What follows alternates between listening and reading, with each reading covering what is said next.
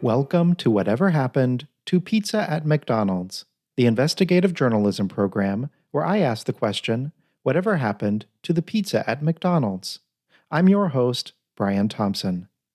After some number of weeks devoted to our sub-podcast, Crust to Crust AM, and my quest to correct a typographical error on the tombstone of my mentor, the great broadcaster Mr. Art Bell, it is somewhat metaphorically bittersweet to be returning to my primary investigation into matters related to McDonald's pizza, such as whatever happened to it, etc.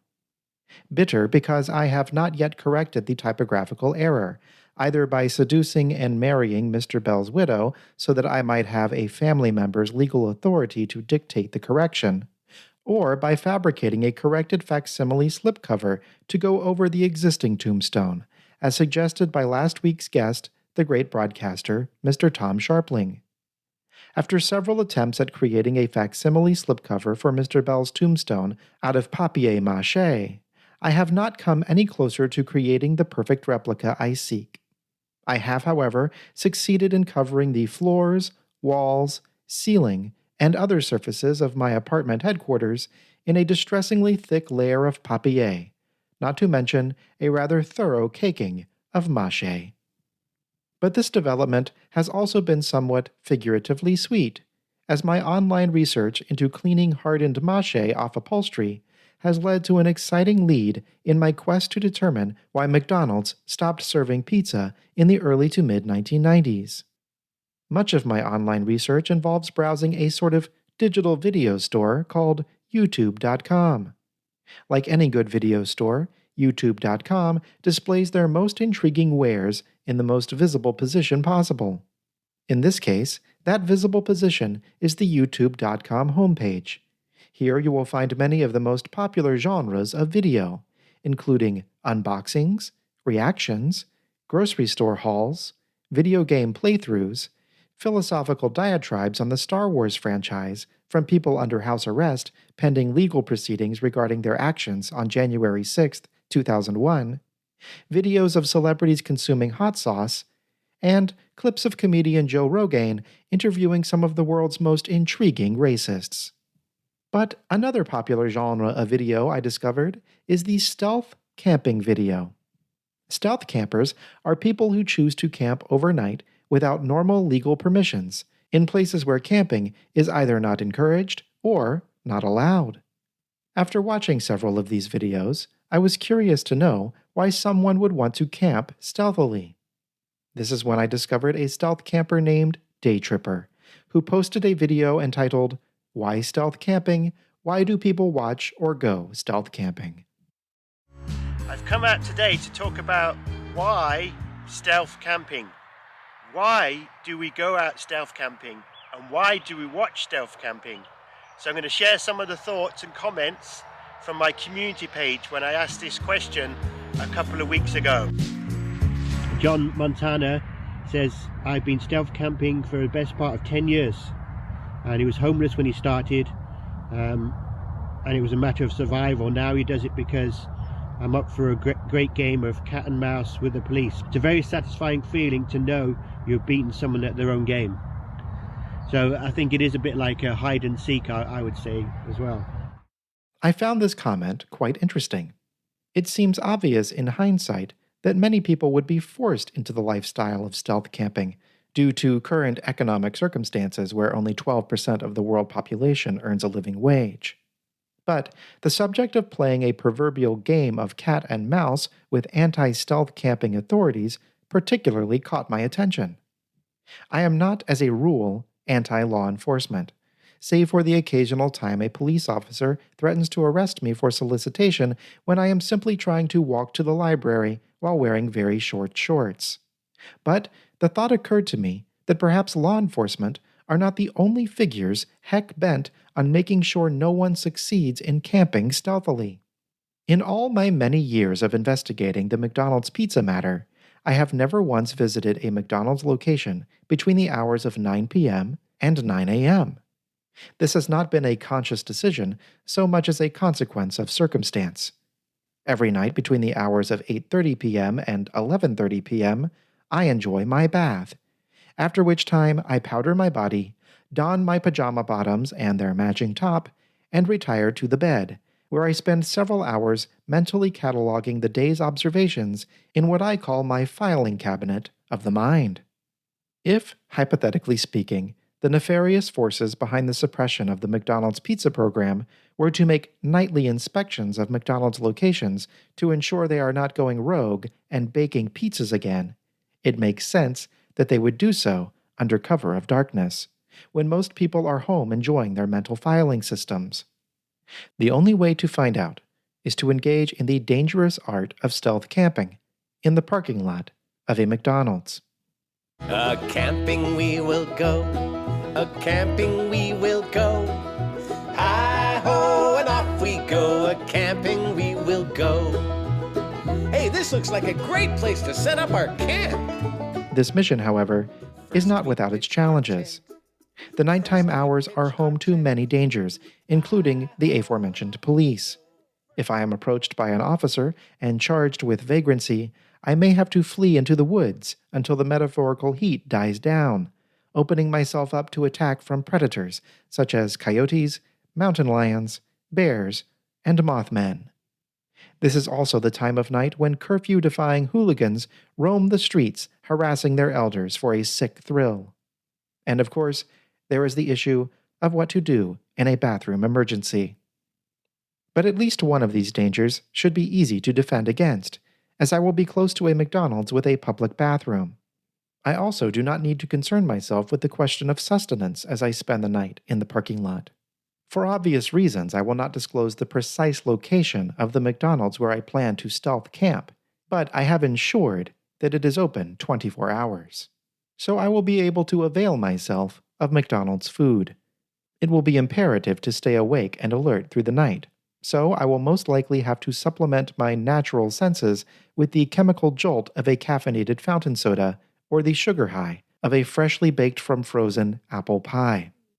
In fact, I believe there are only 2 supplies I will need to successfully make it through the night as a stealth camper. One is a case of bottled water. I cannot rely on fountain soda alone for hydration. Plus, it would be a good idea to grab a bottle or two in the event I have to flee from law enforcement and reside in the woods.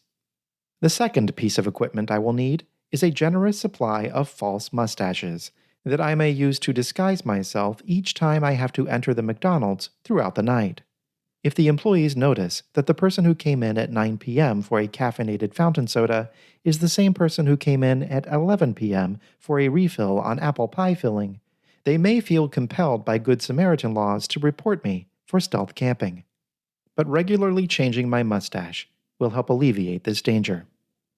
I have determined that a case of bottled water may be purchased from my local general store Walmart for slightly fewer than $6, and the online catalog company Amazon.com has a selection of convincing mustaches available in a package labeled Mustache Party for roughly the same price. So now I am coming to you, the listeners, for help. Adding up the total of the case of bottled water plus the cost of fake mustaches, and including sales tax, I have determined that in order to launch this stealth camping mission, I will need $12 in crowd-raised funds.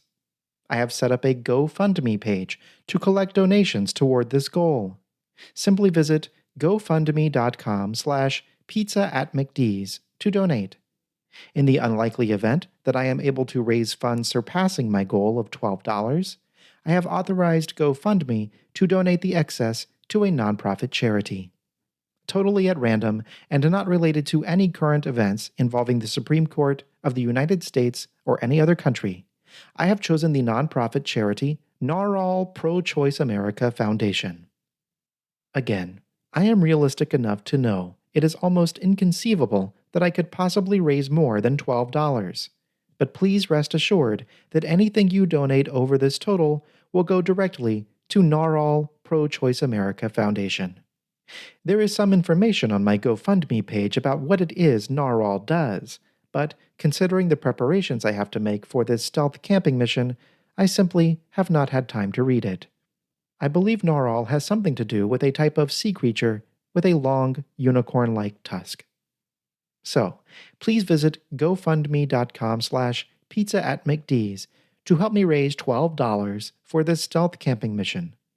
It will be a risky venture, to be sure, but I believe the potential rewards are worth the danger.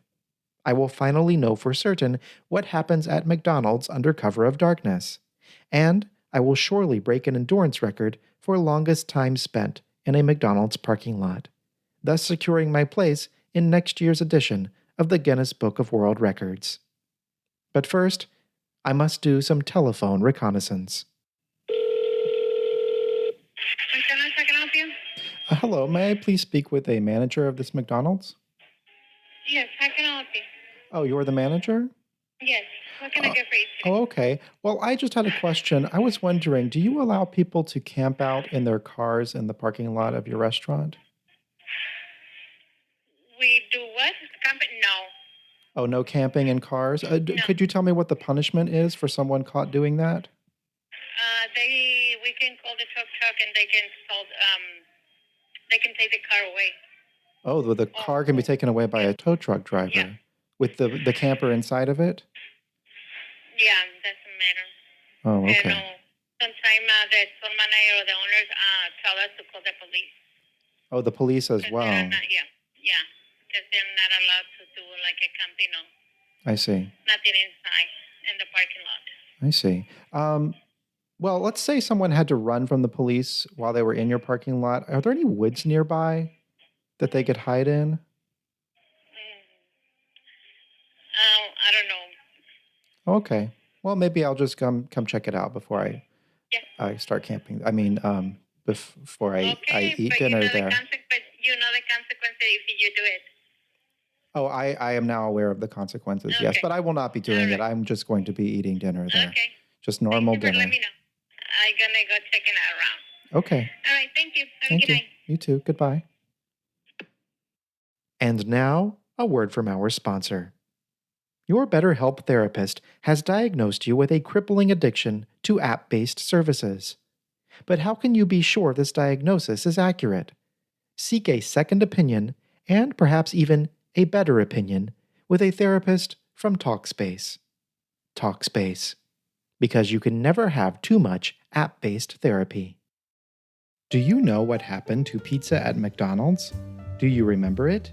Please send all correspondence to pizzaatmcdonalds@gmail.com. Follow me on Twitter and Instagram at @pizzaatmcd's, and purchase my best-selling book, How to Be an Investigative Journalist, at howtobeaninvestigativejournalist.com. To support the show, please join my Patreon at patreon.com/pizzaatmcd's for exclusive podcasts and other benefits. Thank you to my invaluable Patreon producers, Isabella Zelaskowski, Joe Kajik, Kimberly King, Kyle Tarak, Pam Gabriel, Will, Andrew Duffy, Billy Jean, Brad Allen Thompson, Felix Dooley, Jay Poop, Calvin Thomas, Kat Resney, Laurel Paul, Mel, Opus Mareshi, Ridian Mistelli, Ryan Guggenmoss, Sage W., and Marshall Deere. I'm Brian Thompson, investigative journalist.